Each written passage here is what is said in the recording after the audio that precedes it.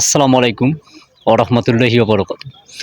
আসলে বাংলাদেশে এখন নারীদের স্বাধীনতা কোথায়?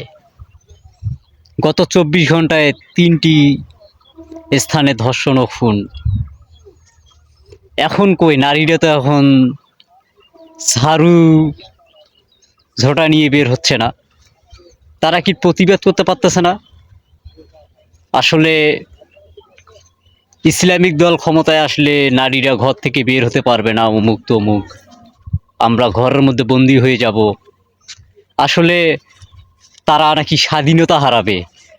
তন্বীর মতো চামড়া ব্যবসায়ী সেও জামায়াতে ইসলাম বা ইসলামের বিপক্ষে কথা বলতে সাহস দেখায়। তারা সেকুলারিজম চালু করতে চায় বাংলাদেশে। জাইমা রহমানও সেটাকে সম্মতন জানাচ্ছে। কারণ সে তো বাহিরের রাষ্ট্রে পড়ালেখা করছে, বাহিরের কান্ট্রিতে সে চলাফেরা করছে। বাহিরের দেশে কি হয়? নারীদেরকে এক পর্যায়ে তারা ছুঁড়ে ফেলে দেয়। যখন একটা মেয়ের যৌবন থাকে তখন সে মেয়েটা দামি হয়ে যায় ইউরোপ, আমেরিকার পশ্চিমা দেশগুলোতে। কিন্তু যখনই যৌবনে ভাটা পড়ে যায়, আমেরিকায় কি করে? সেই নারীদের কোনো মূল্যায়ন থাকে না। সেই কালচারটা বাংলাদেশেও নিয়ে আসতে যাচ্ছে। আসলে রিলিজিয়ন ইসলামিক কান্ট্রিতে, ইসলামিক যে মোমেন্টারিতে নারীদেরকে রানীর আসনে বসানো হয়েছে, নারীকে সম্মান দিয়েছে, ইজ্জত দিয়েছে। সেটাকে তারা অ্যানালাইজেশন করে না, সেটাকে তারা নিয়ে গবেষণা করে না। গবেষণা না করার কারণে হুটহাট করে মন্তব্য করে বসে যে নারীরা ইসলামিক দল ক্ষমতায় আসলে নারীরা হচ্ছে ঘর থেকে বের হতে পারবে না। এখন একের পর এক শিশু ধর্ষণ হচ্ছে, একের পর এক মেয়েরা ধর্ষণ হচ্ছে।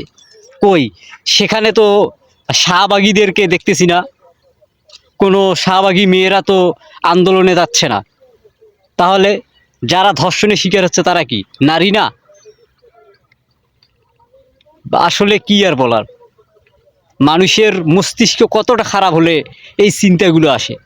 আর সবচেয়ে খারাপ একটা মোমেন্টারি বিষয় হচ্ছে যে এখন বা মহিলা কলেজের, ডিগ্রি কলেজের হোস্টেলগুলোতেও নির্বাপক বা হচ্ছে তোমার কন্ডোম ব্যবহারের প্রচলিত এত পরিমাণ বেড়ে গেছে যে স্টুডেন্টদের হচ্ছে মহিলা আবাসিক হোটেলে বা মহিলা হোস্টেলে এখন আবাসিক হোটেল পরিণত হয়ে গেছে। তাদের কন্ডোমের ছড়াছড়ি। আসলে তারাই নাকি জাতির ভবিষ্যৎ, তারাই নাকি আগামী দিনের উজ্জ্বল নক্ষত্র হয়ে উঠবে। তারা যৌনতাকে তারা হচ্ছে প্রমোট করতেছে। এটাই হচ্ছে বাংলাদেশের শিক্ষা কালচার। হায় রে বাংলাদেশ।